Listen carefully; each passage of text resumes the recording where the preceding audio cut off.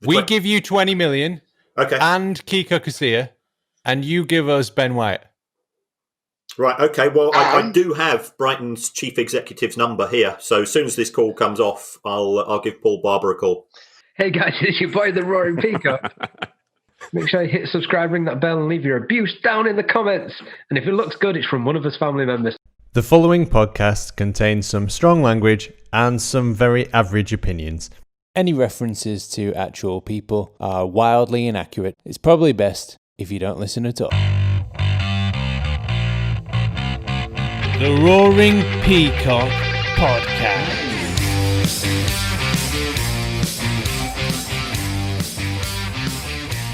Welcome back to the Roaring Peacock Podcast. This is the match preview between the jailers of Ben White and the wannabe liberators, Leeds United. My name's Adonis, and you know me as the Adelites on Twitter. It's a very good hello from me. And joining us, representing Leeds United also, is our chairman of the board, Wiggy. Good evening. And the stranger in our midst, the darkness in the night, representing Brighton, is the price of football back in again twice in a week. Should stop meaning like this. It's Kieran Maguire. Well, it's the only thing at my age I get to do twice a week, so thanks very much for the invite. You won't be able to go out twice a week soon. True. Well, I'm single, so I don't even get twice a week. Oh, Wiggy, you big flirt. I know. Now, we do these match previews because we don't know very much about anything, really. But we especially don't know about opposition teams. So I guess, Kieran, if you could tell us a little bit about the state of Brighton and how you're going this season. I think performances have been far better than results. We play possession-based football. Pep Guardiola said on Wednesday, you can always be magnanimous after a victory, I find, that we've got the best English coach in the country in Graham Potter. We play good football, but we can't finish off matches. So I think we've given away 12 points this season from winning positions. Pretty to watch, intricate patterns, well-marshalled defence, which goes to sleep at set pieces. So you might get a bit of you might be familiar with this. Probably lack a bit of pace, but on our day, we tend to give everybody a good match. We've only been turned over once this season, and that was by Leicester. We lost to Manchester United after hitting the post 5 times and then being given a penalty in the 100th minute of a match which had 7 minutes of injury time. So you've got that love of Manchester United just as much as we do. The powers are always against you. So we're a nice team to watch. And the trouble is we're getting a reputation for being nice. And nice is now a dirty word in football. We should perhaps be mixing it a bit more. But until we get that stage further, I think we're seen as an easy touch. Wiggy, what are your first thoughts ahead of the Brighton game? So I think I've said this a couple of times on the pod, Donny, is that these are the games that Leeds United need to win. And so these are the ones where I feel the pressure and I feel nervous because these are where we've got to get 3 points, especially at home. I think, what Kieran's just said, I think fills me with a bit of confidence because the teams that really, really worry me are the ones that have the pace up front and can run at us. And we saw that, didn't we, against Leicester, where they just let Jamie Vardy run at us and we caused us all sorts of problems. So I think it's great as well that he says that they like to play because I think that, again, plays into Leeds United's strengths. And from that angle, I think we're on for a good game because I think we'd like to get the ball down tomorrow and play as well. So, yeah, I'm feeling good for tomorrow so far. I think it'd be a great match for a neutral to watch because both sides play proper football. The next time you play West Brom, you know that they're going to have 6 big defenders behind the ball at all times. And if you do win, I know you absolutely slaughtered them at their place. If you do win, it could be a bit of a grind. But we won't be parking the bus. That's all I do know. And we won't be winning. We won 4 matches in 2020. Yeah, and you've never won a game in the Premier League in January. I'm reliably informed. In fact, I'm going to... Donny, don't say that, because every time... we do break these kind of curses, don't we? 100%. Every time it's broken. Yeah. The only team not to get promoted when top at the championship at Christmas. The only team not to at least get to the final after winning the away leg of a playoff semi-final. I'm going to surprise you a little bit. I have done a tiny bit of research in my very professional 20 minutes preparation for this pod. And this is another stat that comes from statsperform.com via LUFC data. So on expected goal difference, which is an interesting one. We hate expected goals on this pod, and we hate expected goals against. I think it's a meaningless stat that's it's subjective, but unfortunately, it's disguised as code and data. Anyway, Brighton should be 5th in the Premier League according to your expected goal difference. If you look at the number of sitters that we've missed, but what you're playing for in the Premier League are strikers who can finish. They can finish half chances, and we've got reasonable strikers. But if you look at them, we've got Connolly, who's an ex-youth player. We've got Mopé, who is an ex-championship player, and we've got Danny Welbeck, is a player who used to have 2 legs. And now he's only got 1, so he's a sick note. So that makes it more challenging. And they've just brought through a South African player called Percy Tau, who looks promising, but in the 2 matches I've seen him play, he's not looked like scoring a goal. So that's the issue that we have. We'll create chances, and then either good save or we'll hit the post, or the player will take half a second too long and do something wrrong. So that's almost like you should have sold one of your assets, maybe a defender, let's say, who'd just been on loan. Maybe you could have sold one of them for quite a lot of money and then bought yourself a good striker. Well, yeah, I presume you're talking about Matt Clark, who we signed, and he went on loan to a championship club last season, Derby County, and was their player of the season. Along with Jason Malombi, who again was one of our players, went on loan to Millwall, their player of the season. I can't think of any other players that went on loan last season and performed well. There's quite a key theme going there, isn't there? I'm liking that. I think, and I think the player we're on about definitely preferred it up north. I heard on the grapevine he didn't think it was grim. He thought it was fantastic. Boom, boom, boom. Boom, boom, boom, boom, boom, boom, boom, boom, boom, boom. Which is the only response to anybody who uses the phrase, I heard it on the grapevine, by the way. I was kind of wondering what you were doing, but I thought I'm just going to leave him to it. Let's talk about Ben White then. I guess we should do. Yeah. Do you know which number shirt he wears? Yes. Yeah. I'm aware. 3 Ben White. I think that Alan Partridge would say, this is great banter. Well, we thought you'd been given it, so we'd give a little bit back. He's not a 3, though, is he? Let's face it. I think the biggest issue with Ben White is that he is so many players. We've played him at centre-half. We played him on sort of the wide side of a 3 at the back. We've also played him in central midfield. He is the closest player I can remember, and I've watched Brighton for the best part of 50 years. The nearest player that I've seen to Mark Lawrenson, in that he's not only a centre-half, he is so good on the ball that he can play in midfield as well. And Mark Lawrenson went off to a successful career with Liverpool, and he played at full-back, at centre-half and midfield for Liverpool, as well as Brighton. So Ben White, I think the biggest fear with him is that he is seen as such a good player with such an array of skills that he doesn't nail down a position. He's in the team, and then the manager uses him to fill a hole on a match-by-match basis. And you see, if he'd have come to Leeds, he'd have definitely played in the same position every week. He'd have had it made. But seriously on that, I think you talk about, he plays multiple roles and he can do that. But I think last season when he were at Leeds, and I don't know whether you agreed on it, like when he played the defensive mid role for Calvin, when Calvin were out, I just didn't think he was as good as when he was at that centre-back position. He just wasn't.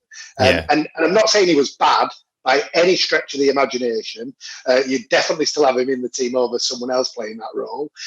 But you just was kind of pining for him to go back to centre-back, and because he was just so self-assured in that position, in the centre-back position, that is, of making sure the player was going how he wanted, the defending and then bringing it out. And I think when he moved into the defensive mid, as I say, he was fine, but he just wasn't as good. Do you agree on it? I think that, yeah, I do agree. And I think that it actually highlights how good Liam Cooper is, who's often a really underrated player. What Cooper does off the ball in terms of organising the other players around him is unbelievable. Like he made Pontus Jansson look like Sol Campbell or something. You know what I mean? Like, and I think Ben really needed that, and I think that's how he developed so well. Just learning that role, playing the position every game of a 46 game season. And having somebody so experienced like Cooper next to him, just saying, "Be there, go there, time, man on or whatever it is, And I think he's looked a shadow of the player that he was at Leeds at Brighton. I know it's a higher division, but as you said, Kieran, he's been played all over the place. He has, yeah, and that's testament to just how good a player he is. I mean, if we look at a match-by-match basis, he's never been man of the match for us. But he's always been a solid 6, 7 out of 10. Occasionally he's been caught out, and it is a big step up in this division. Certainly when Marcus Rashford was 1-on-1 against him, Rashford just turned him around in circles. When United played at our place, Manchester United. He's superb at reading the game. So when we are playing in a defensive role, he's actually very good. At set pieces, he's not as good because you're up against faster players. You're up against teams that do have plans. Yeah, they've set plans for their set pieces, and sometimes he does go. He is being caught wanting, but when he's on the ball, he's magnificent. I think, Donny, if you cut out all we've said so far, just going from here, which is, he's really crap, Kieran. He just cannot play at this level. And I think at about 2-3 million, we should have a deal to bring him up here. I think we go with that. Yeah, but with 2-3 million, you might get his Panini card. Because the higher ups at Brighton don't actually watch Brighton games or do any of analysis themselves, but what they do is listen to the Roaring Peacock podcast and base their evaluations on what we say. It's a very educated view that they've got. They really go into some detail of analysis to make sure they know what they're on about. Okay, so a few more stats then, moving on from Ben White. Oh, actually, just before we do that, there was a guy, I don't know if you see him, he's part of your fan base, Kieran. So this is something that you've got to answer for here. He makes songs. No. He's not part of our fan base. Okay. He is a random American who, for reasons best known to himself, has decided he wants to be a Brighton fan, and we can't work him out. You know when there's a family gathering and you've got an idiot cousin, and you have to be nice to him. Mm-hmm. That's who he is. So yeah. We've seen his songs. We keep him at arm's length. I don't think he's even ever been to watch Brighton play.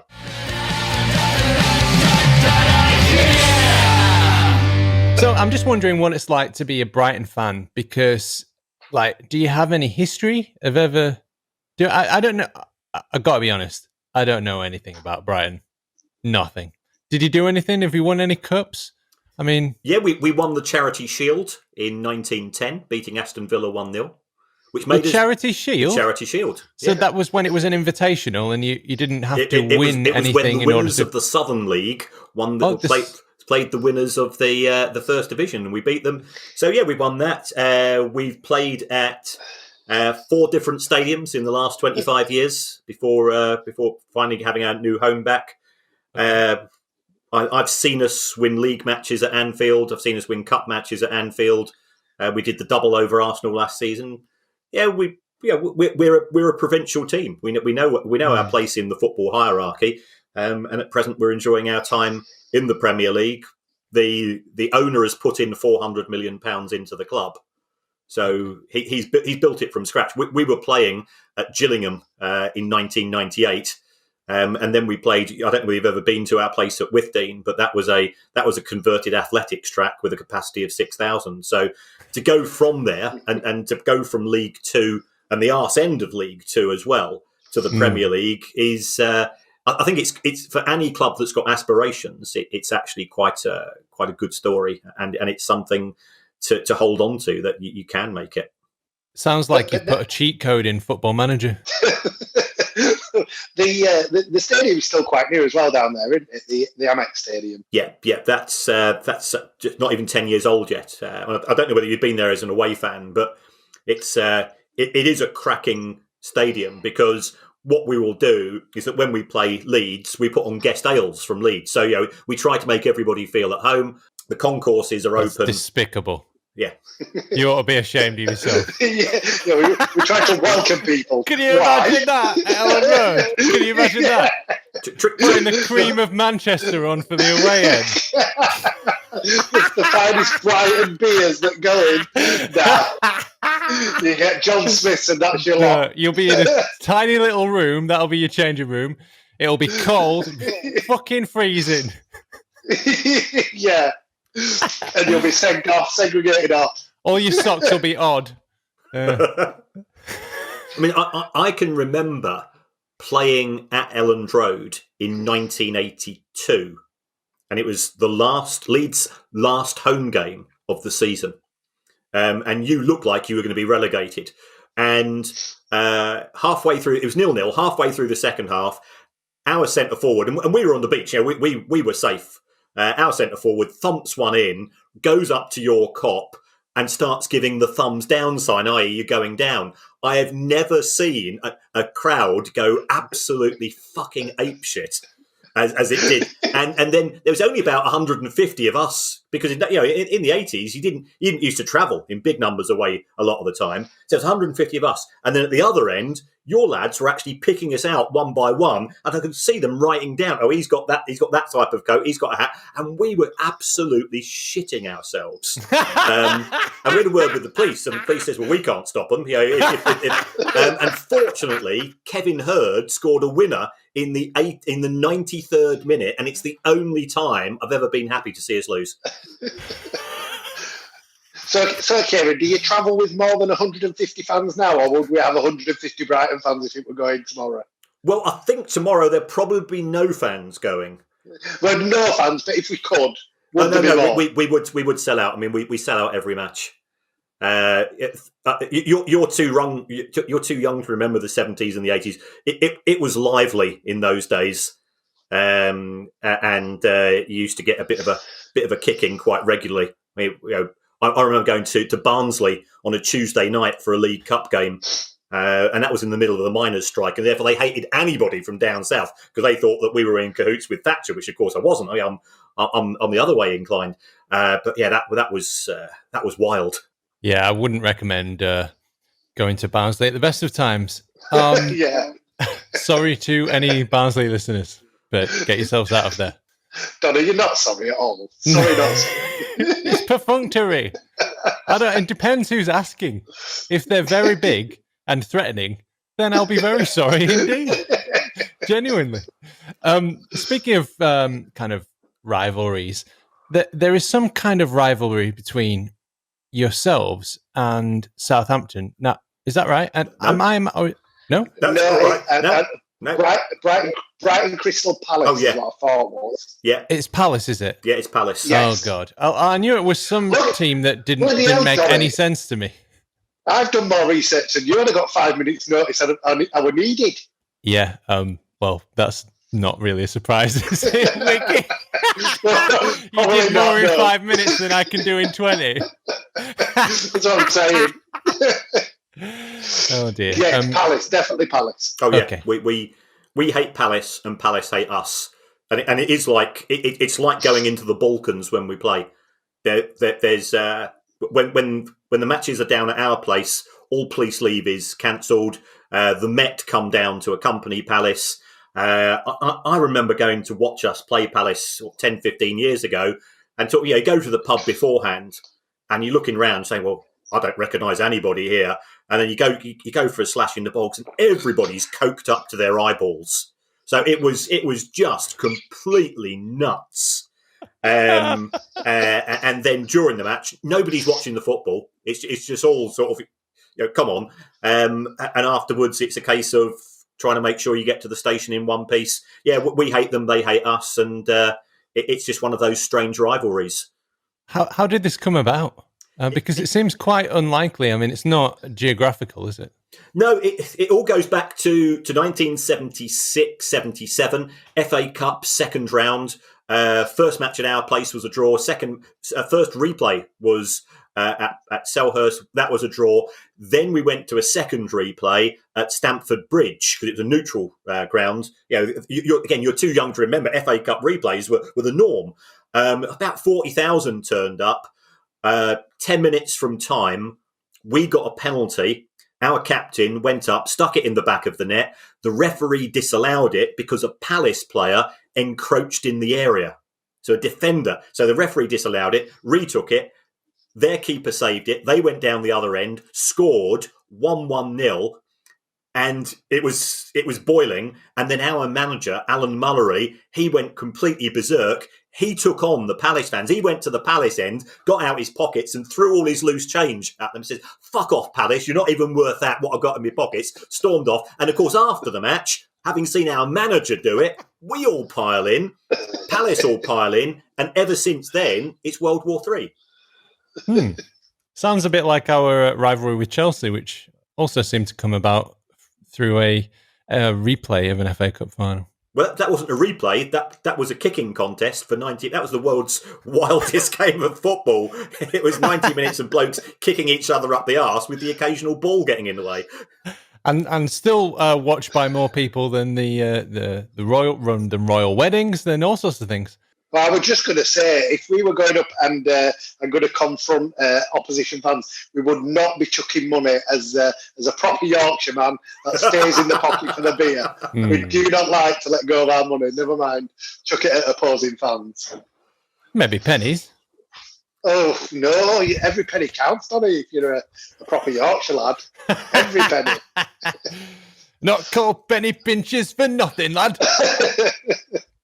Okay, so it seems like as good a time as any to do some match preview predictions then. So each week we ask the opposition and our fantastic Leeds United hosts. Either it's normally Alex, Cookie's done one, Wiggy is debuting on the preview. So the way this works, Kieran and Wiggy for the first time, is you get one point for predicting whether it's a correct, like if it's a correct win, draw, or loss, either way.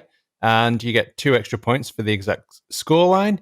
You get a point each for guessing goal scorers, but to stop you from gaming the system and naming all 22 players or 36 players with all the people on the bench as well, you will get -1 for each incorrect goal scorer. So, with all that in mind, Kieran, what is your score prediction? 3-1 to Leeds United. Wow. Okay. Oh, yeah. Wow. And goal scorers? For us, it's going to be Adam Webster from a corner. Is Bamford playing? Is he fit? Yeah. Right. Yeah. Bamford will get 2, and Alioski the 3rd. Wow. Okay. Wiggy? I agree. I think it'll be 3-1 to us. I I'm only going to predict one scorer. I think Jack Harrison will get one tomorrow. I can do that, can't I? Am I playing for Alex, or do we play separate? You're playing for the Roaring Peacock. Okay, good. I'm just get nervous. I don't want to feel too much pressure if I play for Alex. We don't have a sound yet, do we? The Roaring Peacock is like something like that. Yeah, perfect. Sorry, I should have warned you to take your headphones out at that moment. Yeah. But no, I think Jack Harrison will get one tomorrow at least. Okay. What I was going to say is, you said that Ben White reminds you of Mark Lawrenson. Well, one of my biggest fears now is that Ben White is going to turn into Mark Lawrenson and be a terrible pundit, plague me for the rest of my life. Given a 50-year contract by the BBC. That you can never get rid of, because no matter how bad he is. Like, he's just still sat there. Even they build a new set around him and carry on, but he's still sat there. Even Graham Keys, they got rehired by beIN, didn't they? So when I'm searching for an illegal stream, which I obviously never do, then sometimes you get a load of them. Oh, dear. Team news is that Phillips is out. Suspended after receiving a fifth booking. Tyler Roberts is back to sit on the bench. Llorente and Cooper are back fit, and injury hit Brighton. Welcome back. Yes, Bissouma. Yves Bissouma. Yves Bissouma. Yeah. Sorry. I did read an article about the microaggressions of getting a name wrong. Mispronouncing someone's microaggression. And Stephen Alzate could feature following illness. And 6 players remain out, including Jakub Moder and Danny Welbeck. Yeah, but more importantly, Tarek Lamptey, who's our right back from Chelsea, who's probably been our best player this season. He's injured. Alan Lallana's injured. Danny Welbeck's out. Jahan Bach, he's an Iranian international. He's out. We've got about 6 or 7 players out injured at present. Is Lallana ever fit? He's a sick note. A couple of weeks. That's all you signed recently. It's sick notes. Yeah. I think a couple of weeks he was fit for Liverpool. Maybe 5-6 years ago. Well, when he is fit, he's a real class act. But totally agree. But like when he's only fit one game a season, it's not good enough. And it's a challenge. It's one of them where he comes up in the off season. You go, maybe for Leeds, but then you look at his injury record, and he's like nasty. Well clear of that one. It's the same with Welbeck. I think between Welbeck and Lallana, they've got 2 hamstrings. But the trouble is, they've got 1 hamstring each. I feel like these kinds of signings show a bit of a lack of imagination. But then, on the other hand, you bring in players like Jahan Kabash. I'm saying that wrong, aren't I? Ali Reza Jahanbach. Jahanbach, there you go. He was which seems very outside of the box. He was the highest scorer in the Eredivisie about 2.5 seasons ago, and as a right winger who could score a lot of goals, he's been very, very good. The trouble is we've played him on the left, so he's been hit and miss. You mentioned Bissouma. He's a Mali international. He is very good. He's likely to go to Arsenal or Liverpool in next summer. There's a lot of interest in him. Lamptey is the best right back I've ever seen. We signed him from Chelsea 12 months ago, but he's unfortunately picking up injuries left, right, and centre. 3 good centre halves, one of whom you might have heard of, Ben something, I can't remember. And then Adam Webster. You've got so many of them. Well, we have. So Adam Webster and Lewis Dunk are our 2 sort of big centre halves, and White, it will probably play sort of slightly in front of them to pick up the balls. I know we keep coming back to him, but I feel so sorry for Ben White. I think that you've done him such an injustice, not only his career, by ruining him, by playing him in the wrong position, in different positions than the wrong position, but also by taking him away from his best buddy, Calvin Phillips. Well, they can still go and play terrible. FIFA with him, can't he? They can't train together. They can't be together. They can't hold hands. Yeah, they can't hold hands. I think it's disgusting, really. It is. What you've done, hanging on to Ben White, is disgusting. And I bet you're going to sell him to Liverpool as well. So, and then he won't be and then he won't be played. This is what's going to happen to him. Then he won't be played, right? Then his career's going to get even worse. And then he will, by the time we sign him back, Bielsa will have moved on and we'll have some no-name joker again. And who's going to play him in the wrong position. And the whole thing will have been, you've destroyed us, your big rivals. There, you happy now? You've done it. Thanks, Kieran.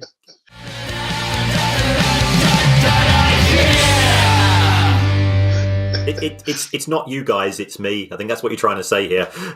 Yes! It's not us. It's definitely it's you. You see, what I can't understand is that you're blaming Brighton and Hove Albion for helping you to get into the Premier League. And you seem quite sore about it. We are not over this. What you have done to us is disgusting. To play a system just to fit Ben White in your team when he should be for us, this is ridiculous. If you'd offered us 45 million, you could have had him because that's what we're asking for him this summer. Well, it's the first top flight meeting between Leeds and Brighton since May 1982. Which was that match I was talking about. 2-1 victory for Leeds at Elland Road. So there you go. Yeah. It's such a shame we can't be there. Yeah, it is. That's a tragedy for everybody. It'll be a good game of football, and I guess from your guys' point of view, it has been a while since you were last in the Premier League, having stormed the Championship last season. It must be so annoying that you can't go and reap the rewards by watching your team play against these sides, and it isn't the same on television, is it? It just isn't. You miss being there, and you're right. We did storm the Championship, but only because of COVID. Don't ever forget that.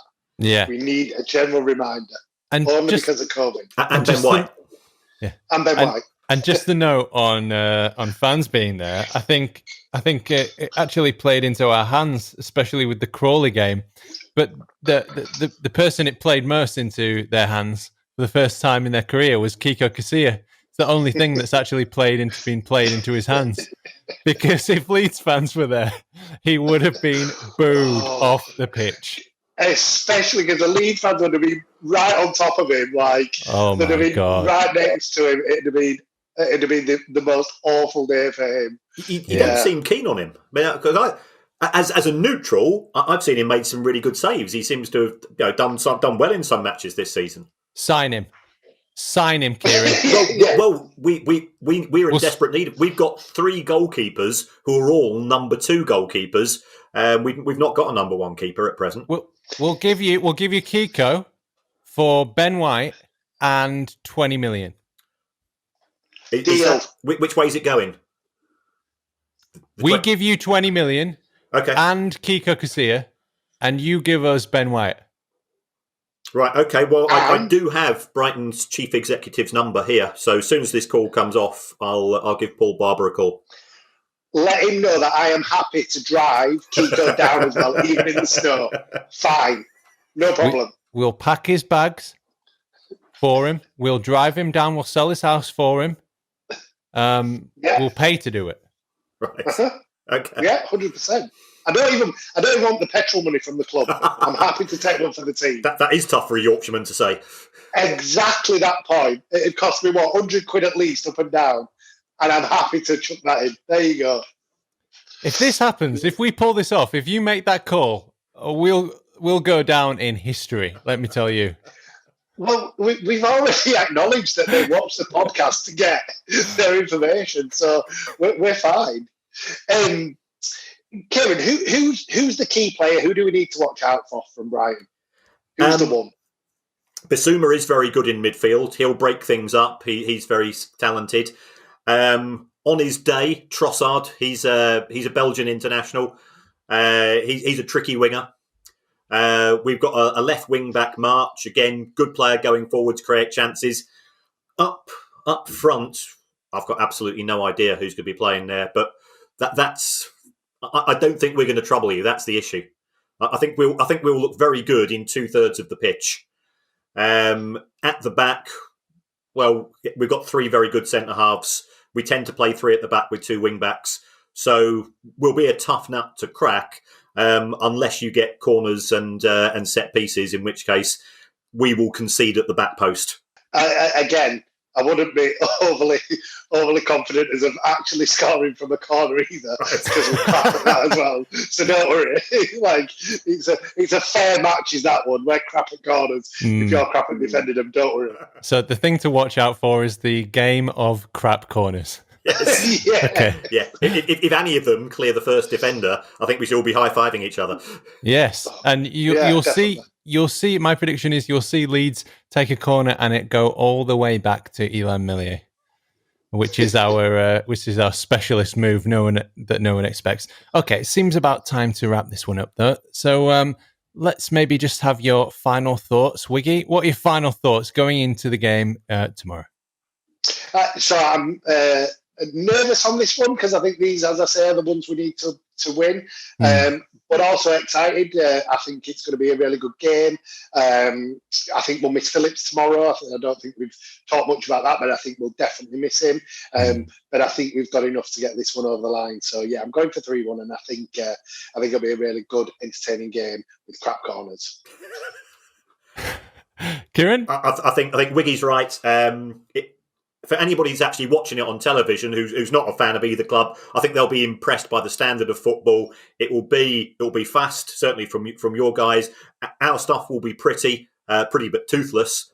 It's the best way of describing watching Brighton. It's a bit like going out to a nightclub, pulling a stunner, taking her home, and then nothing happens. And you go, well, that's never happened before, but you know exactly the same thing happened. Oh dear, so very sorry about that. So that's our problem. We just can't put it away. We need some tiny violins for Brighton's blue balls there. I definitely like that. What you've just said there, brilliant. As for me, absolutely terrifying. Brighton winless in 9 Premier League games, drawn 5, lost 4, and never won in January in the Premier League. We live to break records like that. So I'm hoping that it's not going to be a Brighton win. But a bounce back from those beautiful games at Tottenham Hotspur Stadium, the Pez named stadium, and Crawley Town, the charity fundraiser we went to originally. So wherever you are, enjoy the game, and let's hope for a Leeds victory. So it's a very goodbye from me, and it's a very goodbye from Wiggy. Goodbye. And it's a very goodbye from Kieran.